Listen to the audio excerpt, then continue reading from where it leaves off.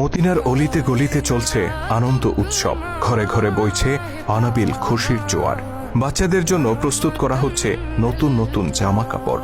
চারিদিকে এত আনন্দ, এত হই হুল্লোড়ের একটাই কারণ, দুদিন বাদে পালিত হতে যাচ্ছে মুসলিমদের সবচেয়ে বড় ধর্মীয় অনুষ্ঠান ঈদ।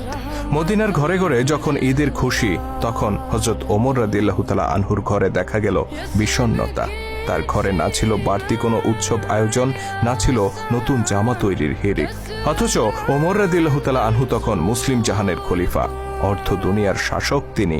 তা সত্ত্বেও নিজের কিংবা পরিবারের জন্য একটি নতুন জামা তৈরির আর্থিক সঙ্গতি তার ছিল না।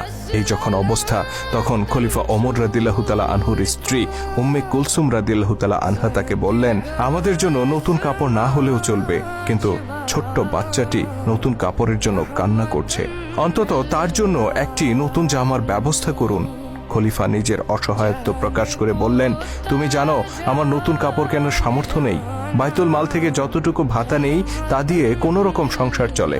উম্মে কুলসুম রাদিয়াল্লাহু তাআলা আনহা তখন খলিফাকে পরের মাসের বেতন থেকে কিছু টাকা অগ্রিম নিয়ে বাচ্চাটিকে নতুন জামা কিনে দেওয়ার অনুরোধ করলেন।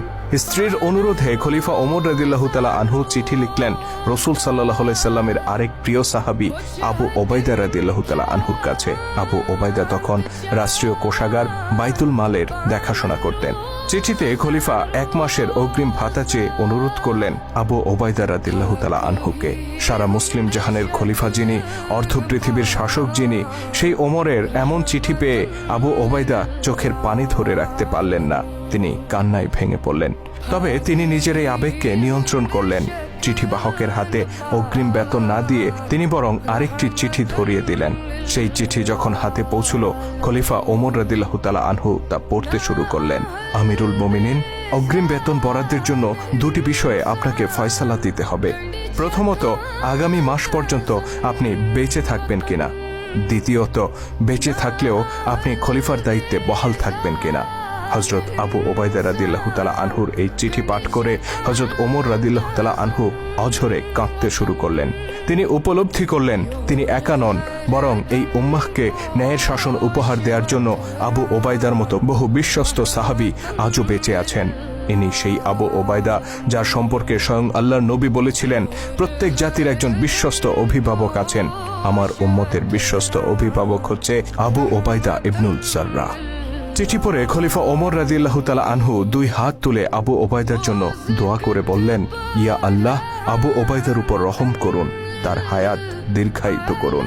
অতঃপর তিনি নিজের সন্তানের কাছে গিয়ে বললেন, আমি মুসলিমদের খলিফা, এ কথা সত্য, কিন্তু আমি তো রাষ্ট্রীয় সম্পদের মালিক নই, সকল সম্পদের মালিক সাধারণ মানুষ। শিশুটি পিতার আর্থিক অসচ্ছলতাকে মেনে নিল আর নতুন জামা পাওয়ার ইচ্ছা পরিহার করল।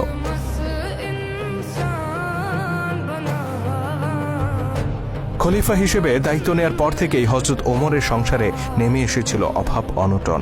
পরিবার পরিজন নিয়ে খেয়ে পরে বেঁচে থাকার জন্য নিতান্ত যতটুকু প্রয়োজন ছিল, রাষ্ট্রীয় কোষাগার থেকে ঠিক ততটুকুই ভাতা গ্রহণ করতেন তিনি। সামান্য আরামায়েশ কিংবা সন্তানদের শখ আহ্লাদ পূরণ করার জন্য বাড়তি কোনো সুযোগ সুবিধা তিনি গ্রহণ করতেন না। একবার হযরত আলী রাদিয়াল্লাহু তাআলা আনহু, ওসমান রাদিয়াল্লাহু তাআলা আনহু ও তালহা রাদিয়াল্লাহু তাআলা আনহু পরামর্শ করলেন যে খলিফার এই মাসোহারা যথেষ্ট নয়, তাকে বাইতুল মাল থেকে আরো কিছু অর্থ বাড়িয়ে দেওয়া উচিত। কিন্তু এই প্রস্তাব খলিফা ওমরের কাছে কে পেশ করবে? তাদের 3 জনের একজনেরও সাহস হলো না।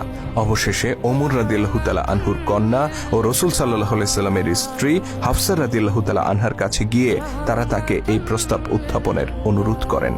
হাফসা রাদিয়াল্লাহু তাআলা আনহা পিতার নিকট এই প্রস্তাব তুলতেই তিনি ক্ষিপ্ত হয়ে উঠলেন। জানতে চাইলেন কারা এই প্রস্তাব দিয়েছে। আম্মা হাফসা রাদিয়াল্লাহু তাআলা আনহা কোনো উত্তর দিলেন না।